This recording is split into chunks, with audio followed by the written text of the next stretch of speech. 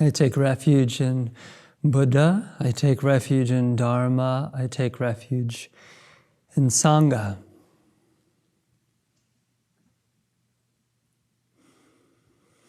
The effort that we make in Sesshin and in life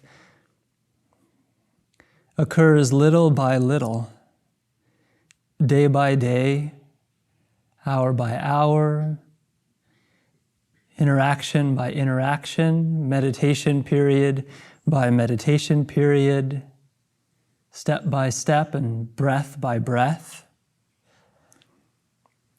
And all of it matters.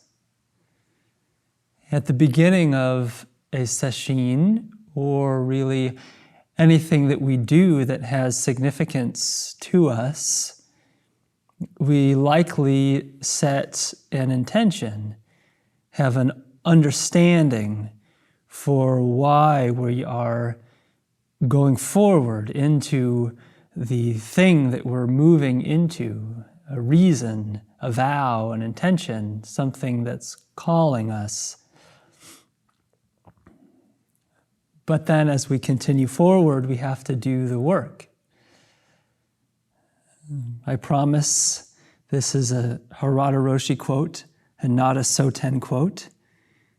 If a runner makes a vow to run a marathon, it is not the vow that accomplishes the goal, it is the running. And by running step by step, the goal is accomplished. And of course, a runner can never run a marathon because a runner can never do more than one step at a time. Yet, after enough steps, a marathon is accomplished. And so too, we can never do a sesshin in a moment. It's breath by breath that we practice, and eventually a sesshin has happened.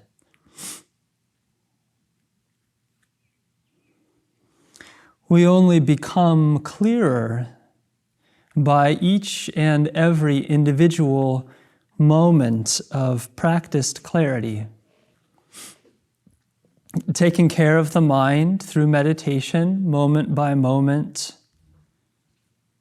or while working. Taking care of the mind by taking care of the objects around us. Taking care of each thing one at a time.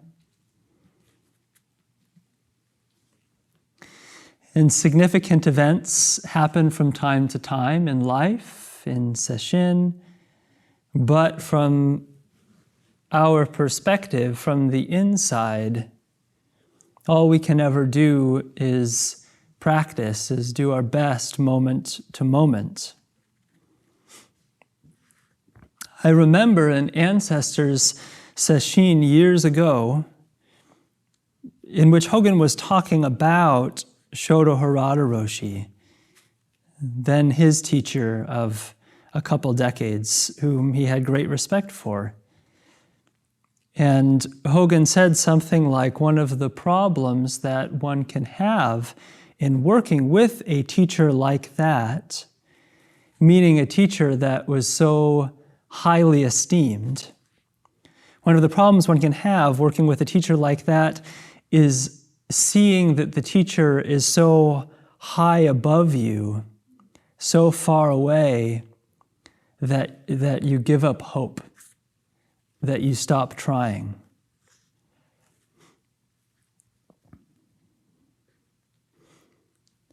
The bar is just unreachable, so you stop reaching for it. An Episcopal minister and Sangha member of ours shared with me once that one of her concerns about her congregation was that they viewed Jesus Christ as divine. And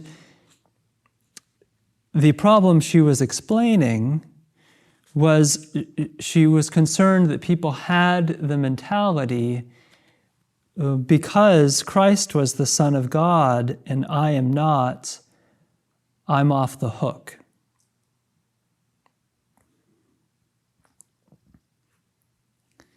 So I wanted to talk about somebody very accessible and close to home, just like we did yesterday. And this person's Zen life, so to speak, begins with a story that some of you have heard before. In her words, during the Vietnam War, I was a political activist. I fought for peace. There was some contradiction. There wasn't any peace in me. I hated the people who disagreed with me. That was a kind of war within me. This is her writing years later, reflecting upon the experience. In 1968, I was just beginning to look at the way in which I was vigorously clinging to my opinions about things and denigrating others who had different opinions. When there was a strike at San Francisco State University, the police came with their masks and clubs. They started poking people. And without thinking, I ducked under the hands of people to get between the police and the students. She would have been a mother of 4 children at the time. And at this particular demonstration, mothers had gathered, linking each other elbow and elbow, standing between the police and the students. I ducked under the hands of people to get between the police and the students. I met this riot squad policeman face to face with his mask on and everything. He was close enough to touch. I met this policeman's eyes straight on, and I had this overwhelming experience of identification, of shared identity. This was the most transformative moment of my life. Having this experience of shared identity with the riot squad policeman. It was a gift.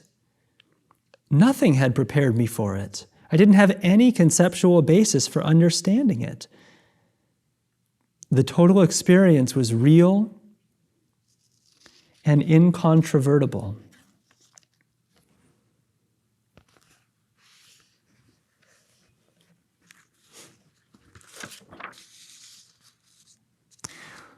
What in your heart resonates with this story?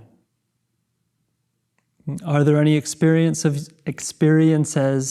of yours that resonate with this? It could be as simple as a moment of seeing someone else's view, someone with whom you had been fighting, and all of a sudden you saw their side, simple, obvious. It just hadn't occurred to you. And then your understanding of the whole situation changed. Or maybe the profundity of her experience struck you, and maybe you had a profound experience that you didn't, and maybe still don't have any conceptual basis for. Maybe you've tried to talk about it, maybe you've tried to think about it. But in trying to talk about it, you've always had the sense that you weren't conveying the actual experience itself. And maybe your mind still goes back there from time to time and just kind of wonders.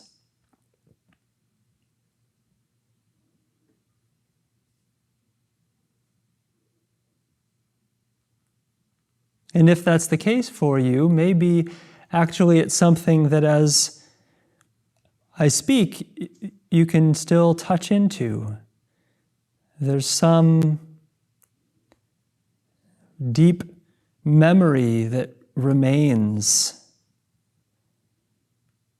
like dark water below you in a deep pool. It's still somehow there.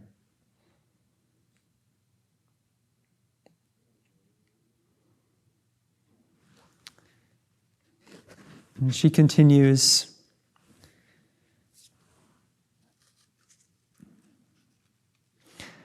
my life as a political activist ended with that encounter because there was no longer anything to fight against.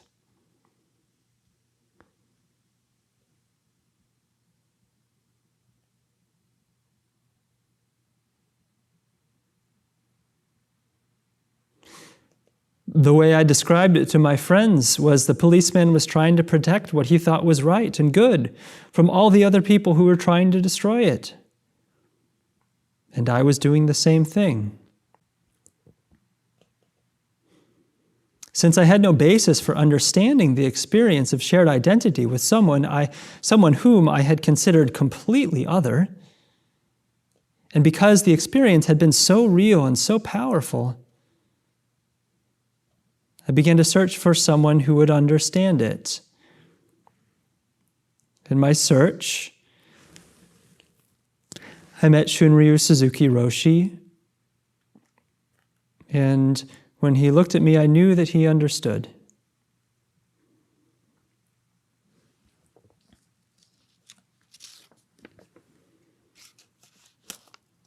Now, this is a story about Blanche Hartman's calling into what ended up being lifelong Zen practice. And if you think about your own entry into Zen, what is it that hooked you? Or into spirituality, what is it that hooked you? Or into a sense of a deeper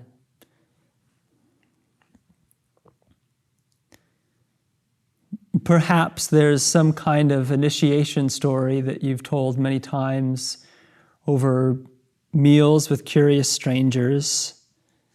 Such and such was happening in my life. I was thinking, feeling so-and-so, this difficult thing had happened, and then someone gave me this book.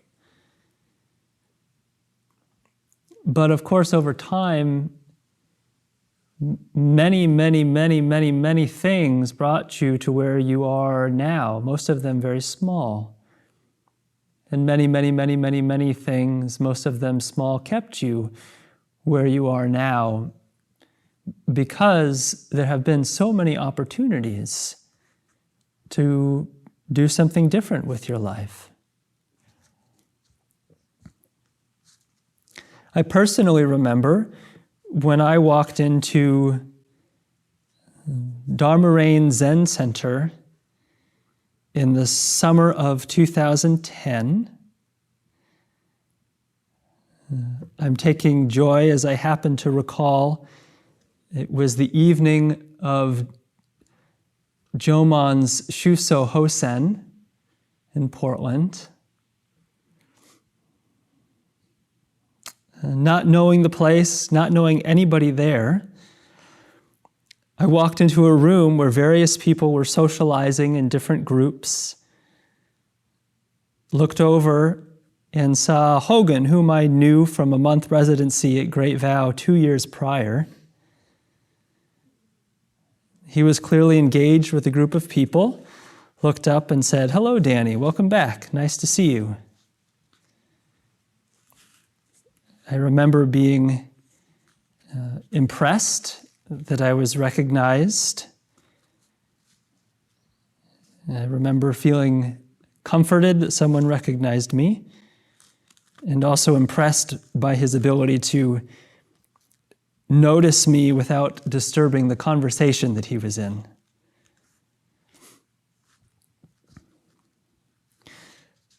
For most of us, the things that impress us, shape us, guide us, inspire us, are little things that accumulate over time. And probably the most influential people in our lives are those who continually touch us in little ways. When I was in high school, I came across what I now know is a false Charles Schulz quote. You know you're a diva if there were false quotes in your name around the internet. But at the time, it was addressed as being from Charles Schulz. And it's a quiz. And the quiz reads, name the 5 wealthiest people in the world. Name the last 5 Heisman Trophy winners. Name the last 5 winners of the Miss America pageant. Name 10 people who have won the Nobel or Pulitzer Prize. Name the last half dozen Academy Award winners for Best Male and Female Actor. Name the last decade's worth of World Series winners. And tally up your score. And now for part B. List a few teachers who aided your journey through school. Name 3 friends who have helped you through a difficult time. Name 5 people who have taught you something worthwhile. Think of a few people who have made you feel appreciated and special. And think of 5 people you enjoy spending time with.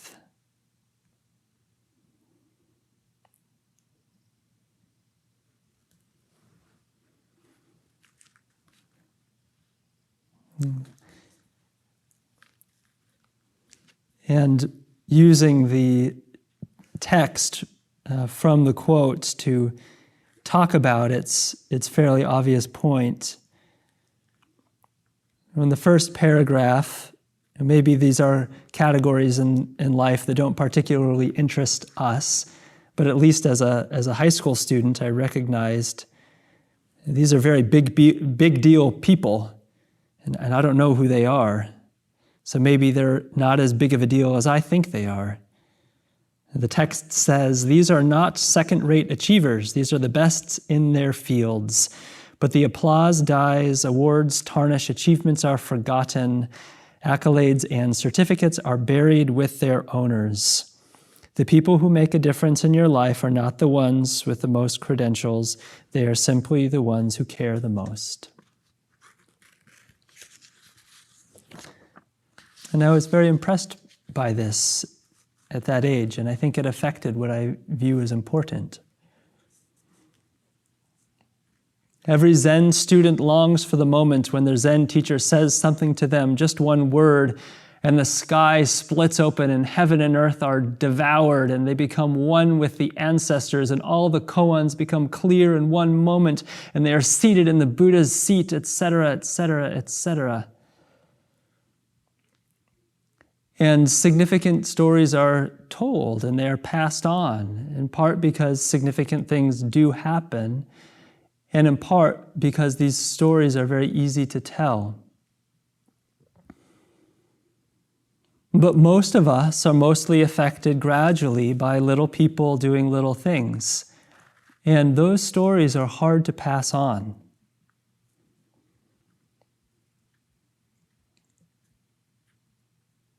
If I were to put in a nutshell the most impacting teaching that I have received from Hogen Roshi over the years, it would simply be the way that he acknowledges and receives people. In my relationship with him, there has been no more powerful Dharma, and it is very real. And that's something that really cannot be conveyed in a story. It's very personal.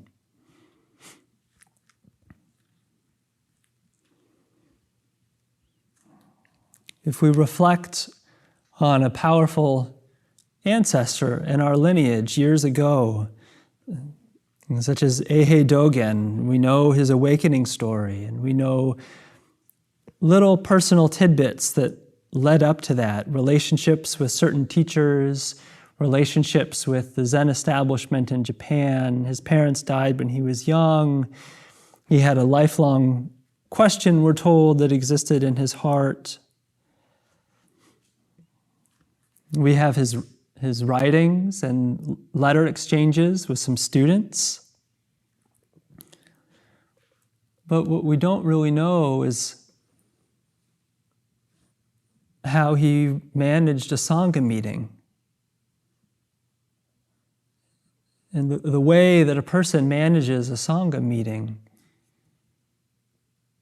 that's the kind of thing that really impresses us as people, because it affects us so directly. And these are the kinds of things that we do know about our contemporaries.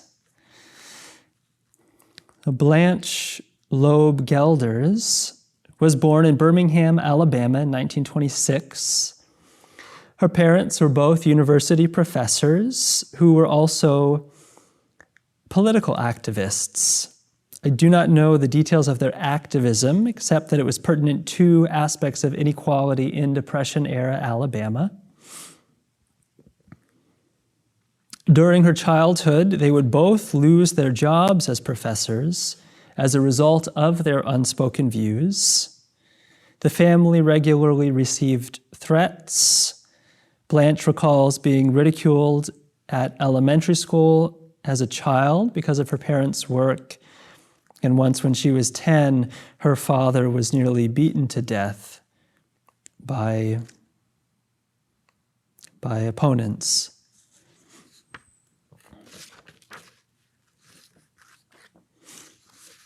Older, she moved to Davis, California, and enlisted in the Army as an airplane mechanic during World War II. Out of the military, she married a radio personality out of San Francisco, Lou Hartman. He would lose his career on the radio after being blacklisted, at which point she became the wage earner for the family, working as a chemist, and the two had 4 children, as I mentioned earlier. At the time of the protest that she described in her personal story, we can imagine from these tidbits little pieces about what she might have brought with her on that day. She may have been someone who saw herself on one side of culture. And maybe she saw her parents as people with deep integrity, and those that they had fought against in Alabama as being of inferior view. Obviously, her husband had stood against another movement in this country that lost him his job. Probably they were culturally partisan people, just like in many aspects we are. Repeating some of her quotes that we just read, I fought for peace. There wasn't any peace in me. I hated the people who disagreed with me.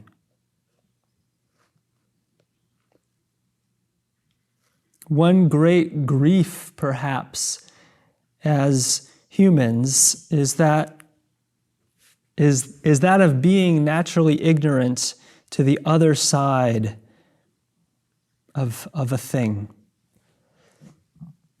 And it's very easy for us to point out and say, hey, poacher, you shouldn't kill rhinoceros for ivory. Don't you see how precious and beautiful they are?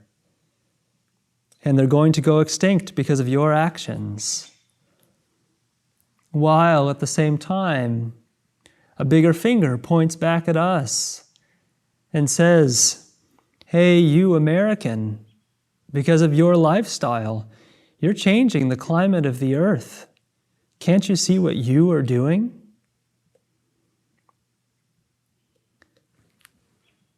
And on both sides, we're so immersed in our circumstances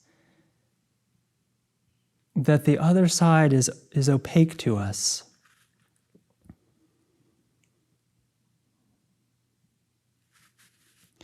But then one morning, as she described, Blanche Hartman awoke to the other side. She says, "My life as a political activist ended with that encounter because there was no longer anything to fight against. The policeman was trying to protect what he thought was right and good from all of the other people who were trying to destroy it. I was doing the same thing.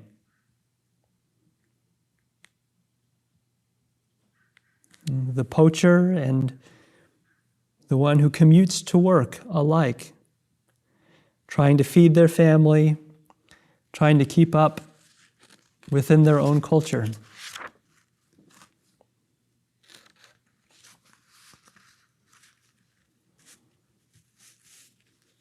A few stories and quotes about her. Norman Fisher says of their coabbacy, "I was the first of the younger generation within San Francisco Zen Center. I was the first of the younger generation that did not study with Shunryu Suzuki Roshi.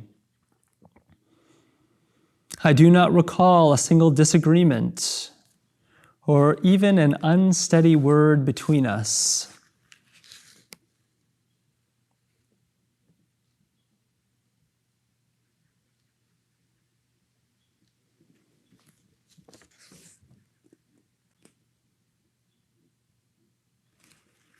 Forgive me, I skipped ahead.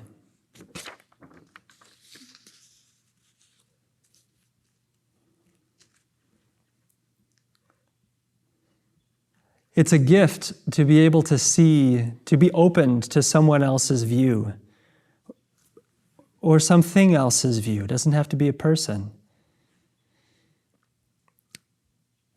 She said in the beginning of her excerpt, in 1968, I was just beginning to look at the way in which I was vigorously clinging to my opinions.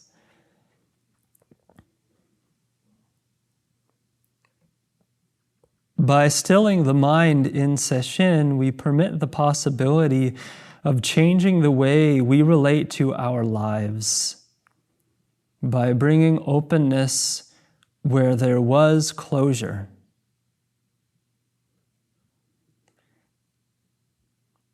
She had just started putting a crack into her way of being, and then it was thrown open. And she said that she knew Suzuki Roshi, understood by the way he looked at her. We can't know what it was that she saw in him, of course. It must have been very personal. But probably, it's safe to say, she had confidence that this person was not going to feed the views that she had recognized within herself that she was now aspiring to shed herself from. And shortly thereafter, the story took place in 1968, and then Blanche Hartman and her husband Lou Hartman began sitting at the Berkeley Zen Center in 1969 with Mel Weitzman,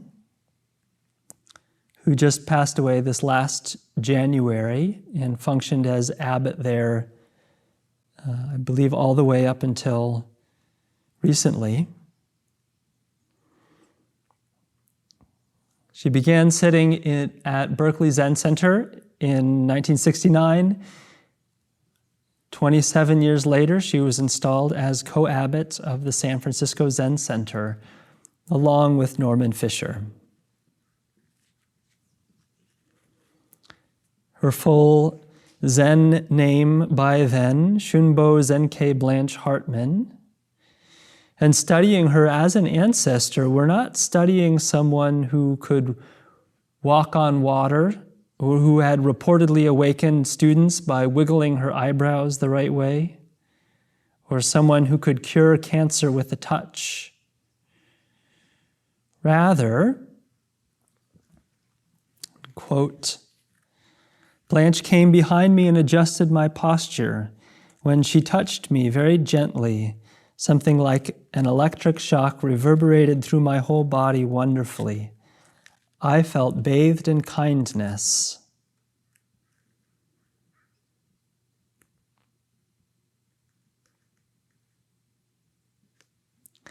Touching somebody in that way inspires the way that you touch others. Perhaps that's more healing than being able to cure one's physical illness with a touch. I remember a sitting period when Chosen walked over behind Daitetsu, who was seated here, who was notorious for nodding off in the zendo, or rather for just nodding in the zendo. And she came over in the middle of a meditation period and just stood behind him. And every time he would begin to nod, she would place just a single finger on the top of his head. And he would come up again, and she would keep her finger there and release it. And he would nod again, and she would do it again, and she stayed there for the remainder of the period. It was very touching. Shanae and I were talking about it afterwards, and she told me it was that she'd started crying during the meditation period because it was so beautiful.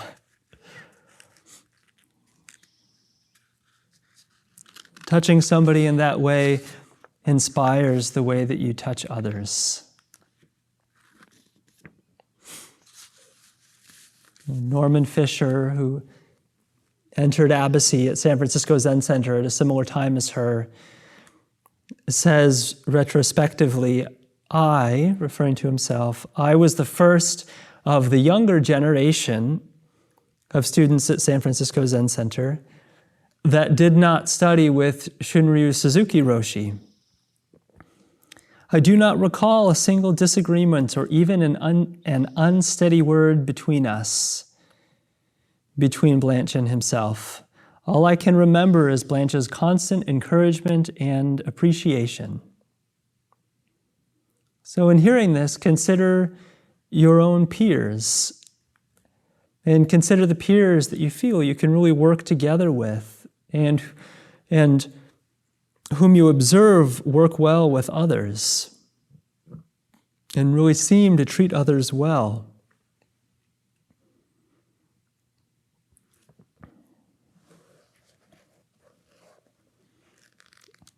A quote from Blanche Hartman on how to treat others. We can be disparaging with just a look. We don't have to say a word and people will feel it. They will be hurt by it. We must be careful how we treat one another. Remember, each of you, not only are you Buddha, so is your neighbor. So are the people that you live and work with. We're trying to cultivate Buddha wherever we go. And so when you find yourself making a snap judgment about somebody or putting somebody down, preferably you will notice this before you open your mouth. But if it's after you open your mouth and say something disparaging, please try to have the courage to apologize. If you feel hurt by someone, this points out that people who hate are in their own hell. Hatred and anger come out of our own suffering.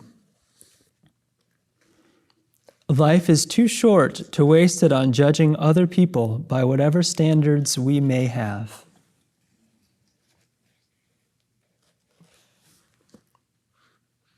And as you hear that, maybe you have a friend or a teacher or an employee or an employer or a coworker that embodies that quality to you, to someone else, to others. And have a sense of how that really makes you feel.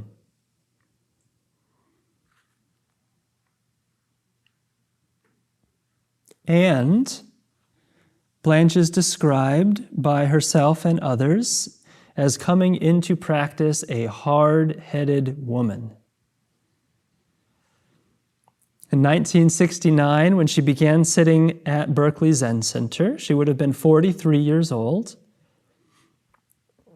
She recalls sitting in the back of the zendo, hearing Suzuki Roshi talk about how all beings are Buddhas, yada, yada, yada, and thinking all the while, well, this guy hasn't really met me.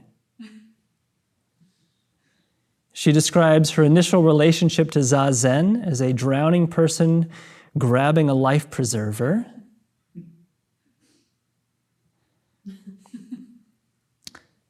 Hogan once described his initial relationship to Zazen as, I took to it like a fish takes to sand.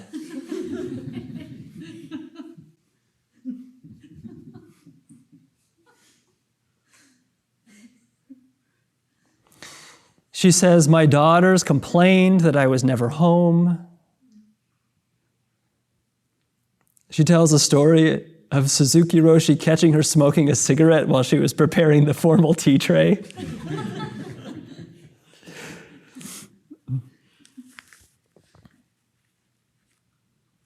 And from all of the practice that followed, she did not become a god. She became a human being who touched the lives of many, many people over the course of many, many years in many, many significant ways. The next co-abbot to serve alongside Blanche was Linda Cutts. She recalls how unusual and refreshing it seemed at the time to have two women in the main spiritual leadership positions at the San Francisco Zen Center. When Blanche led practice periods at Tassajara, she was able to be a firm and exacting teacher. Because she was always so warm and accepting of everyone, ready with hugs and smiles, she was also able to ask so much of them.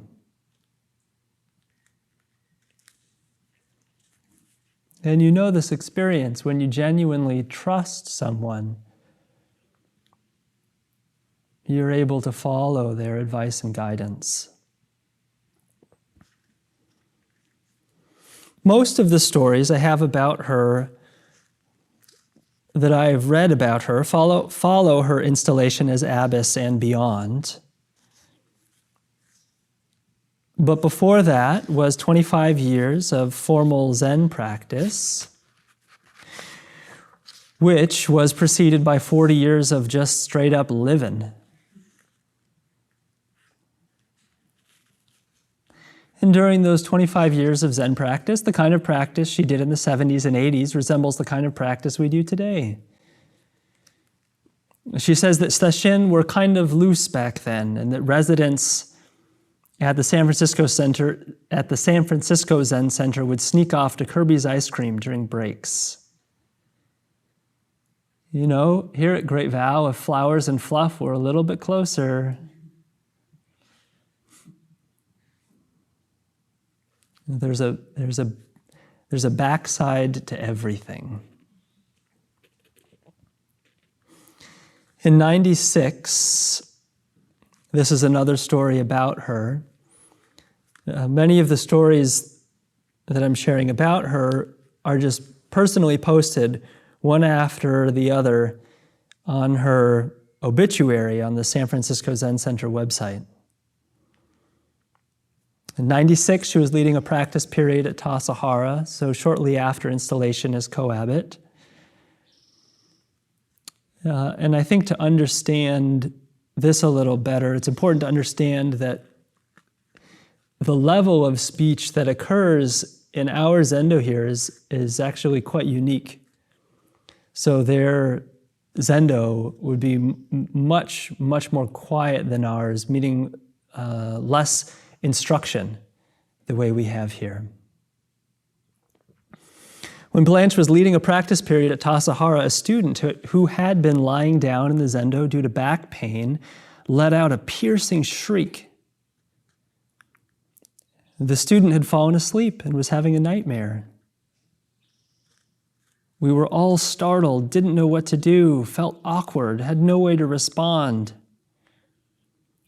And Blanche rose from her abbess's seat, went to the student and cradled her head in her lap and told her, "It's all right, it was just a dream. You're going to be okay."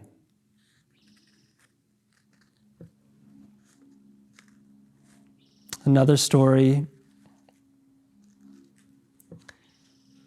Blanche was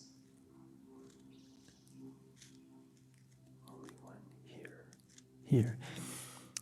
Since Blanche was the only one here, was the only one older than myself, and I'd never met her face to face, I signed up for an interview.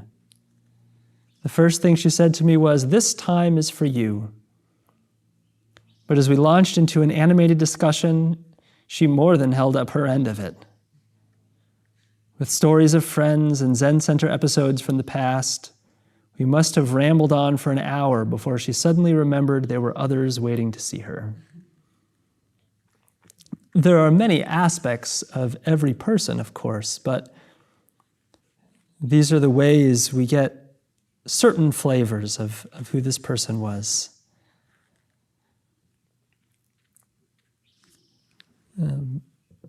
Blanche Hartman was here for Hogan's Denkai ceremony at the turn of the millennium, his formally becoming a preceptor ceremony. And he said, years ago, there were just so few Zen teachers in America that they all really knew each other, and that he and Chosen had very close relationships with everyone who was a part of the San Francisco system at that time. So sometimes she would come up here and visit them, they would go down and visit her.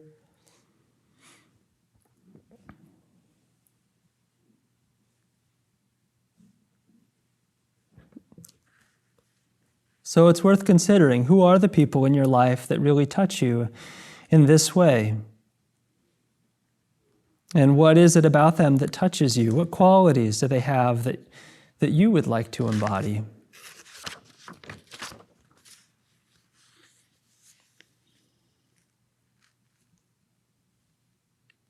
Two quotes from Blanche. The awakened mind of Buddha is available in each one of us. We just have to take down the walls. And of course, we come to Sesshin in order to do this work of taking down the walls.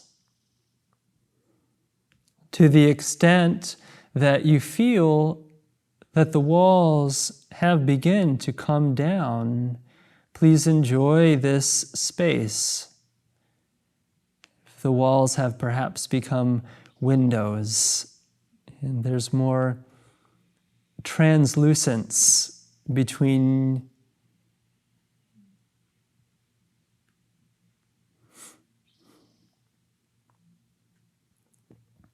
and please enjoy this space and continue to practice steadily. Sometimes when we study the ancient masters, we miss the fact that taking down the walls is a life's work.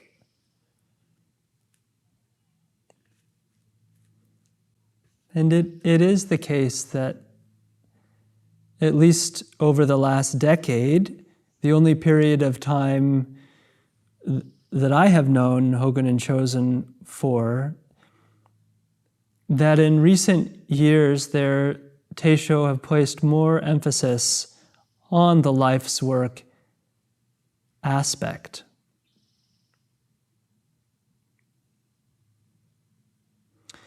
When we hear the powerful stories of the ancestors, it's easy to miss the fact that taking down the walls is a life's work. Maybe we just see them as special somehow.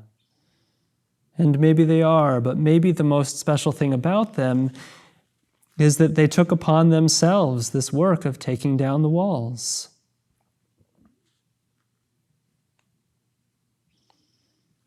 First, scraping off the paint, then removing the drywall. And the first layer was an oil-based paint, so you need some chemical and you really got to get your elbows into it. And of course, someone could just take a sledgehammer and bash the whole thing. But unless it's completely pulverized, there's a mess that remains that needs to be cleaned up.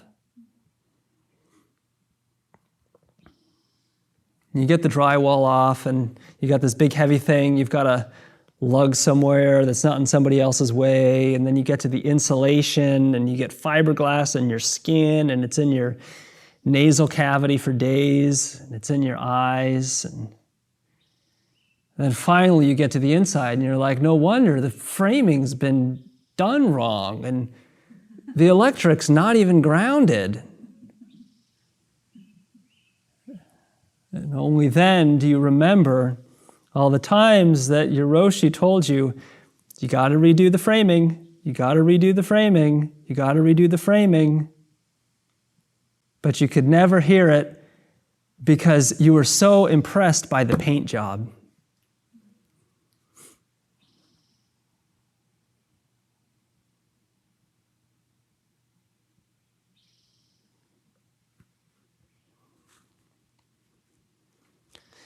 This work is available for any of us to do.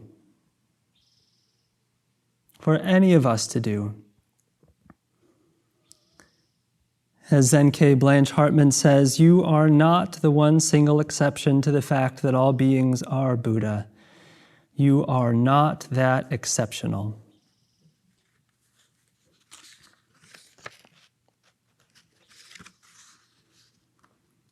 The work is really done breath by breath, by continually turning the mind away from its script, away from its tension, away from its memories, away from its fantasies, away from its shoulds and shouldn'ts,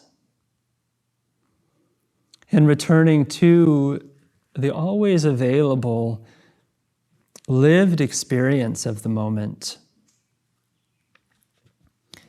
And Sesshin is designed to support us in doing this work. So please take good advantage of this opportunity.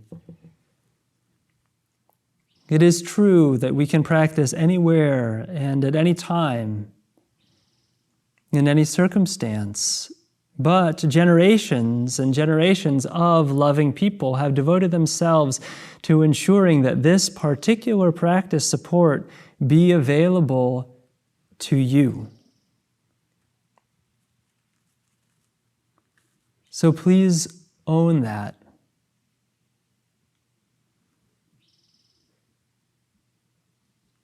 Blanche says, everything that we have without exception has come from the kindness of others.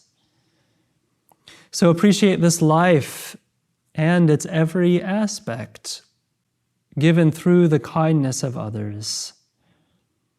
And continue the work to deconstruct the walls. To deconstruct the walls being whatever prevents you from being able to recognize this great kindness. She says the purpose of counting the breaths is to learn to take care of the breaths. So whatever your practice is, whatever your experience is, please take good care of that experience. To attend is to care for. To attend is to care for. It is the simple, steady, kind attention from others that shapes us over time. As you continue your work in this life, in this sesshin, please offer yourself this same simple, steady kind of attention, moment by moment. Although it's a life's work, we can only ever engage it right now. So get started.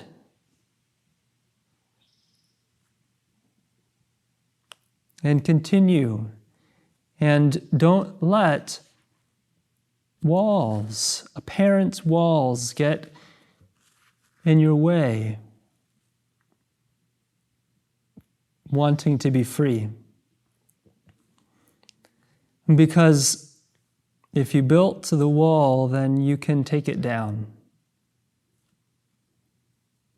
It takes time and effort, and it's worth it. And the Sangha is here to help you along the path.